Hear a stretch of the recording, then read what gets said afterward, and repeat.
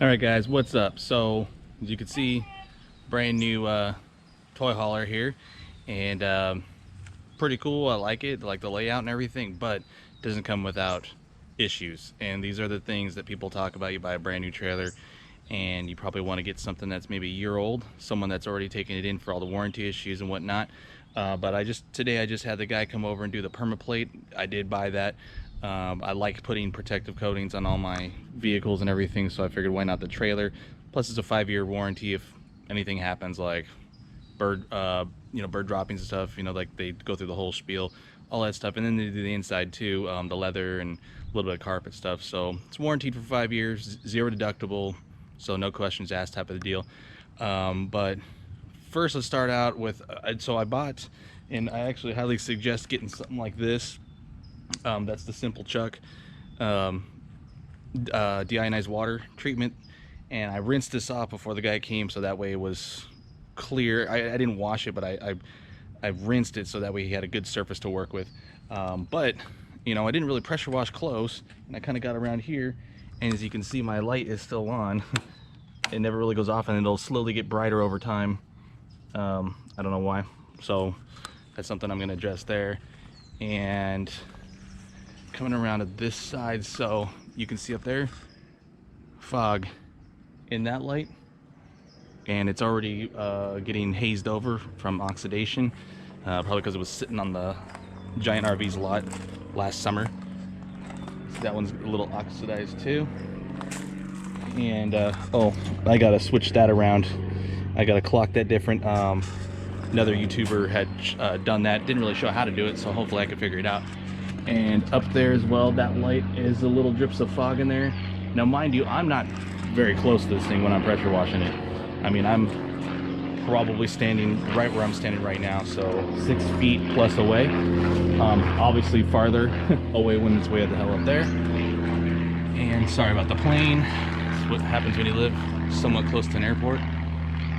And this side seems pretty good, except for, let's see if we can get it on camera. But all right here, let's see those like drips and everything. So the guy that applied this, the coating, he goes, I don't know what that is. He tried to get it off. It's gonna be something that's gonna have to be buffed off. It looks like it came either from the factory or something that got spilled at the dealership, and it just got baked on there. So he did seal over that. Nothing he can do. And he said if the dealership or whoever warranties that, then they'll buff that off, and then they'll reapply the protective coating. But you can also see it here on this plastic trim piece. I don't know if you guys can see that. It's kind of tough to see, but anyway, if you can't see that, it's dripped on here, and I've tried to, it's like something got sticky, got dripped on there. To me, what it is, it's probably some type of protective coating that got dripped on there. But other than that, pretty cool. I'm digging these steps. The only thing is it's just because the height of this trailer, because I got the 16-inch rims, and these come with the 235/80 tires, so they're taller and they're bigger than majority of toy haulers. So I have to put this piece of plywood here, otherwise this thing kind of pogos. As you can see right now, it's not all the way down, but it's better than putting a lot of stress right there without it. And just little things here and there, man, like this is rubbing like crazy right here, and I was gonna try to get in there and bend this door jamb thing back, this flange, but I just let it wear out. Hopefully it doesn't rust. I don't see any rust yet. And then this little thing for the screen door, I mean, I'm just gonna loosen that and clock that correctly, so it actually closes right now. I know why they did it, because the angle of this handle, but it doesn't feel like it latches in right, so I might do that a little bit different, so it gets in there nicely. But other than that, I mean, these lights over here, they're nice. No oxidation on this side, so I don't know. I know the tech at Giant RV, he did say, those they'll replace those if they get super oxidized. One thing I do like about this is it has the magnetic latch, which is kind of cool. Boom, holds it open. And you can see I got a lot of junk in here. I try to organize as best I can. I got my impact stuff for the stabilizer jacks, my portable air compressor thing, my water stuff, you know, filters and flex hoses and whatnot, and then of course sewer stuff and electrical, and I'm still cleaning everything up. And as you can see, I did get that power watchdog thing. I got the lower model. It still has Bluetooth, but it doesn't have the emergency power off, which I didn't care about. But it's pretty cool monitoring what you have. I just went camping for almost a week at Santee Lakes, and it's pretty cool monitoring that, how much amps you're pulling and all that stuff. So anyway, the one thing I don't like though is the water gets trapped in there, and see it drips. So it's kind of weird. So exterior wise, I mean, you get what you pay for type of deal. I mean, this is an expensive trailer, but look at this. Look at how nasty and jagged that edge is. I damn near sliced my hand, and right here, even worse. Look at that. It's like a razor blade. And I was putting my wheel covers on, and I'm going, holy moly! I mean, that's just about filleted me open. So anyway, enough of the outside. We're gonna come in the inside, and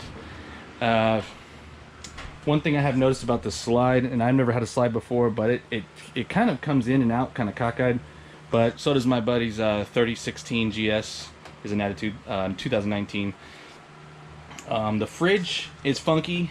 It's well, I don't know, to me, I don't know. I put it on a really cold setting. I slid this little thermistor thing up, and when we were camping, inside here got really frosty, and so when we came back home, and of course I left everything open, there's just a puddle of water up in here, and I don't know, I had a 2004 Fleetwood gearbox, and the thing was pristine, perfect, everything was great.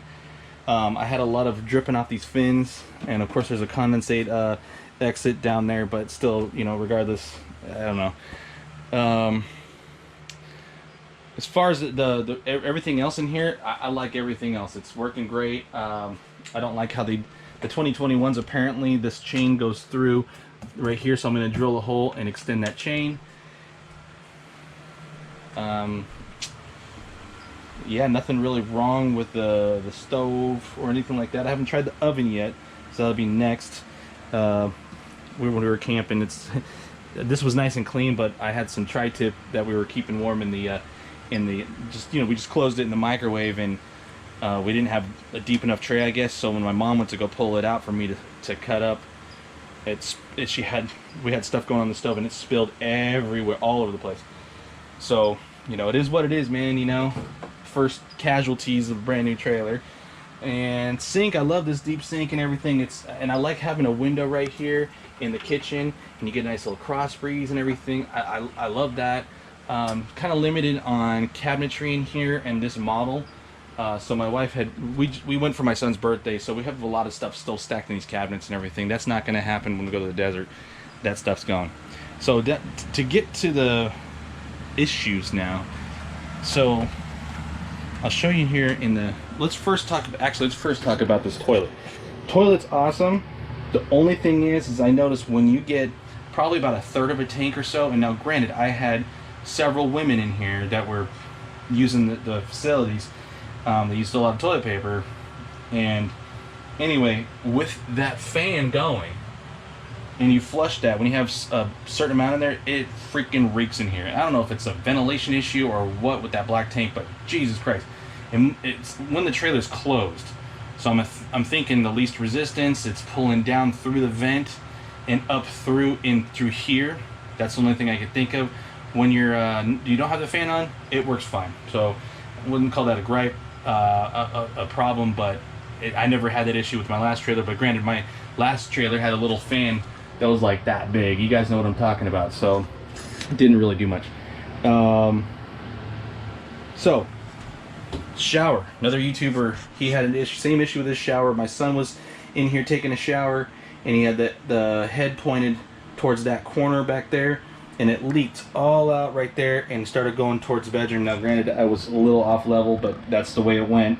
So I'm gonna get in there with some super clear caulking for kitchen and bath stuff. I've used it in my house before, and it sets pretty quick, and it dries like crystal clear. It's expensive, it's like 10 bucks a tube, maybe more, but worth it. So I'm probably gonna buy a couple tubes of that, get in there and really do a nice seal job around the whole perimeter inside, so that way the water stays where it's supposed to be. Now speaking of water, So I'm thinking it's coming from right there. So you have a I forget what that valve is called, but it's like a bypass valve. So if you have too much pressure go through there, instead of ruining your sprayers down in your tank, it will blow that valve and then it'll lock it up, and then you gotta go replace it. Now my sprayers are working fine, and actually I use a pressure regulator, the 40 to 50 psi pressure regulator for all of my stuff, and something is leaking through that. I thought it was the shower that came through the bathroom and into the bedroom, and that's why I have this fan blown. I didn't even notice it until today, and I flushed my black tank on Monday. Today's Wednesday, and all right here, all right there was wet, super wet. Now I don't know if it damaged anything. It doesn't, it feels a little soft, but you know, that short period of time is not going to really do much. But still, I don't like that at all, and that hopefully this fan over here is going to dry it out. But I'm going to hook up the black flush again. I'm going to turn it on low, and I'm going to see if any drips come from any of those lines right there, and I believe that's where that water's coming from. So kind of like I said, you know, you pay for what you get. There's some really expensive trailers out there, some cheap ones. I spent a decent amount on this trailer, but you know, you shouldn't be having these issues. And then another thing I don't like, I noticed, is I have the slide open right now because I'm letting my permaplate, whatever that's called, I'm letting that cure on the side of the slides. But look at this wire, this wiring right here. They should have just ran this through the wall, but the controller's back behind there. You saw it when I went behind the drawers. But I get it, but it's every time this molding, whatever, it crunches these wires. So it's just a matter of time before that thing just completely shears all the way through. And I don't know. What I might do is just take my Dremel and kind of just notch out a little bit of the wood right there. Oops. Notch out a little bit of the wood right there. Give it a little bit less pinchy. And oh, first things first, what you guys want to do, let's see if we can lift this up. First thing you guys want to do, get one of these bad boys. I think I went with Zinus. I don't know. There's all kinds of brands of memory foam mattresses. This one's infused with Korean tea and all this stuff. I don't care about all that crap. All I know is the original mattress in here feels like you're laying on a bunch of ball bearings that are connected to springs, and it pressure points all. I mean, it's just horrible. So I ended up getting this mattress right before we went camping. I didn't even have the trailer a few days, and I slept in here with my son because I wanted to check it out. Big mistake. So replace this mattress. It doesn't stay up, so that little trap door down there to get to your storage will not stay up with these thicker mattresses. I think I got the 10-inch. So if you get one of these thicker mattresses, just be aware that those struts, those gas struts, are not going to be able to hold it up. So you just, you know, it is what it is. If anything needs to get had down there, I have to do it. I don't make my wife do it. Plus she's broken anyway right now with a broken pelvis, broken wrist, so you know, that's another story. But other than that, really cool. I love having a front bedroom like this. It's so awesome, but it gets hot in here. And when we're camping this last weekend, it was in the 90s, and I had this AC pumping.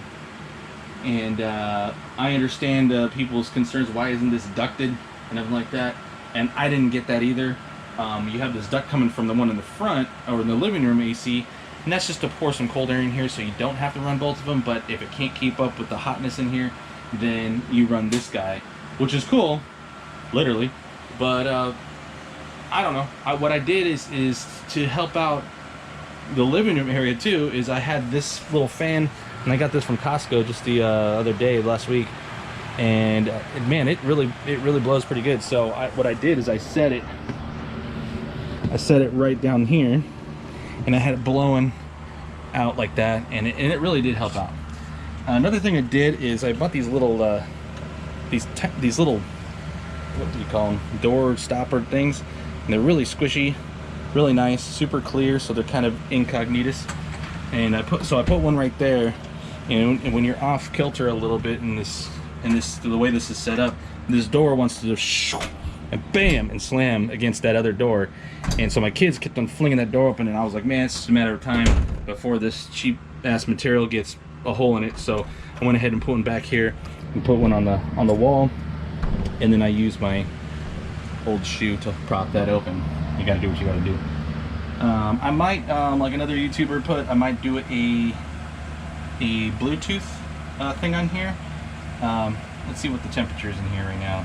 So we're at 85 degrees in here. It's cooking, and I don't know. I might get a Bluetooth one. The one thing I noticed is I've never had a thermostat. I did have a thermostat. I had one of those Coleman whatever on my last trailer, and you put on auto, and it's just supposed to turn off when it doesn't need it, and then turns on when it needs to cool or heat, whatever. So what I noticed with this system is there's a high and a low, and it alternates between those depending on the demand. So if you're, say your temperature in your trailer is getting close, about I think a degree or two close to what your setting is, then it kicks it down to low, but the whole thing stops. It's weird. I was like, why does my AC keep on cycling? Now, correct me if I'm wrong, that might be not good, I don't know, but I noticed that the fan speed will be high, then it'll go low, then sometimes it'll just turn off, or sometimes it'll go back to high depending on the demand, how many times this door gets left open by the kids, yada yada. And then speaking of the HVAC, let's go back in the bathroom. That duct right there is insanely powerful. I mean, just insane. So what I want to do is I want to bust that out without breaking it. I might take that whole panel off, because this whole panel has these screws, and I might yank it out, disconnect the ductwork, and put a dampener in there, and I'm gonna close it off like 80% or more, because it cooks in that bathroom. If you have all the doors closed, both doors in that bathroom closed, and it dips down at night, you'll come to the back of the trailer, and the kids are sleeping up here, which stays pretty warm because heat rises. But my mom was sleeping down here, and she's like, wow, it was chilly. Now granted, she's older, and older people get colder easier, but anyway, yeah, she was chilly down there. The kids were fine, and the only duct you have for the whole living room is right there. And so it just kind of blows out this way and then blows over there. And then there's one in the bedroom where I showed you where that leak was coming through, and that works okay. But that bathroom is just such a small space, and it seems like a lot of the energy is going in there for some reason with that fan, because your blower also is like somewhere down in here. So anyway, like I said, other than that, not too many gripes yet. I haven't made a big long trip with it yet. I haven't been out to the desert with it yet. I don't plan on going to the desert anytime soon, because it is almost May and it's hot out here. If it's hot out here, then it's smoking out in the desert. So in like I was saying with the guy with the perma plate, he did the seats. Yeah, I know I need to clean up this trailer. We just went camping though, but cleaned up the seats, and cleaned them, and then applied whatever type of coating on here. And again, like I said, he everything's guaranteed. So he said if you had like a weird button on your pants or something, and you sat there and you got a little tear in the seat, you had your knife in your pocket, accidentally open, put a little slit in the seat. Obviously he said nothing like extreme where the whole, the thing's torn all the way like that, but little tears and everything, they'll come out, either repair it or they reupholster it. And same thing with stains and anything like that will ruin the seats, within reason. It can't just be a blatant obvious someone got pissed off and threw one of these chairs out, Yeah, I don't know. I'm really digging the trailer, except for some of the issues. And one thing I also want to mention is this refrigerator. Again, we'll mention this again. Is there's a fan somewhere right here-ish on the outside, and I popped the panel off because I was like, "What is that noise?" And it's like a little computer fan, and it's noisy. I don't understand why. They probably use the cheapest of the cheapest fans. So I'm wondering if I can get in there, snip the wires, and then run a like a double ball bearing type of really super quiet computer fan, because that thing is just it does that noise, and it's like it's like variable. It's weird. My buddy, he came with his Sandstorm. He went camping with us, and he noticed that too, because again, he had an older trailer and they didn't have that extra fan. I don't know what that's for. Some new thing. I don't know if it's for efficiencies or whatever. And then little attention to detail, you could see how this kind of just goes from fat to skinny, and then it kind of angles out, and it looks like the actual microwave is just slightly tilted in there. You come down over here and you can see some of this cheap finish on these cabinets just peeling off already. You know, I mean, little things like that, you think for the amount of money you spend, I don't know. And then under this is their job with the strip lighting. Wow, really good job, guys. I mean, can you just make a freaking straight line? How hard is that, you know? I don't know. Obviously there's no codes and anything they go by, but you also got to realize is you buy a brand new home nowadays, especially from KB, that developer, hell no. If it's KB Homes, do not buy it. Do not buy a KB. You will have the whole time you own it before you sell it, because you're going to sell it pretty damn soon. Right after you buy it, you're going to have nothing but warranty issues. I've heard of them having broken sewer pipes underneath their slab in their garages and stuff like that, where they have to dig all that crap up, and all the slabs aren't tensioned, so they have to make sure they don't snip one of those freaking lines, one of those cables, because it's everything nowadays is like this. And from what I hear from John at Webb's RV down over here in Lakeside, is they're all built the same. And I take it from him because he's seen every single trailer motorhome out there, every brand, every model, everything. And he just says that nowadays it doesn't matter the company, they just slap everything together, and then you have to deal with it as the consumer. Not out of your pocket, of course, because you get a year warranty. But I did get the extended 5-year warranty on this, and he did say he will not touch anything that has to do with the Eclipse brand, because they will never pay him.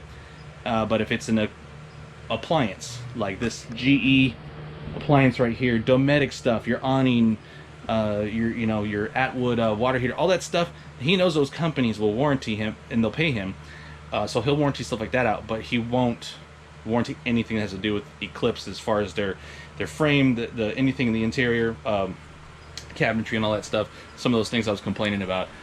And what was I gonna say? Oh, one thing I should have got this option. I almost bought another trailer 2021, but they wanted several grand more. Is I wish I would have got the what's it called, Fantastic fan, like the bathroom has, because you open this thing up, which I'm gonna open here in a minute because it's hot in here. It'd be nice to have something to push a button and open. Oh, and the one thing I did want to mention, another thing when I was camping, I know this video is super long, but I'm trying to cover everything, is this fan got stuck, or should I say the lid. So my son was both of my sons took a shower. It was getting a little foggy in here, and I don't like that, so I wanted to evacuate some of that steam. So I pressed this guy right here, and you can see the little thing that says open, and it would go, and that was it. I'm like, oh crap, and then it just wouldn't move at all. So I'm going, okay, it's broken. What else is gonna break in here? And I started making a list. So I did the manual override on here, and I just turned it so I can open up the lid. And as soon as it became unstuck, I guess it was so hot that that brand new rubber or something. Anyway, finally it did its own thing, opened up. But it was one little minor hiccup there, but something I'm gonna keep pay attention to, of course. But yeah, I think I've covered everything. Pretty good trailer. I like the way it tows. It tows for some reason. It feels lighter than my last trailer. My last trailer was a 26-foot box. It's a 28-foot box, even though I know it's longer. The dry weight on this is, we'll tell you exactly what the dry weight on this is. Dry weight on this is 9,020 pounds. And the GVWR is 13,000 pounds. So I get 3,980 pounds of cargo I can put in this thing as payload.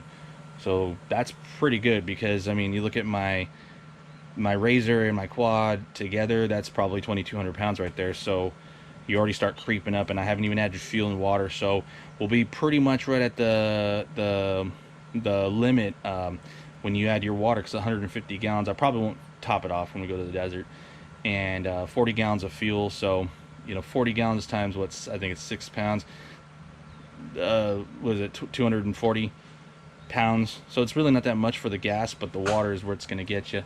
But I always weigh everything when I get in trailer, so that way I know what my weights are and I'm under that GVWR.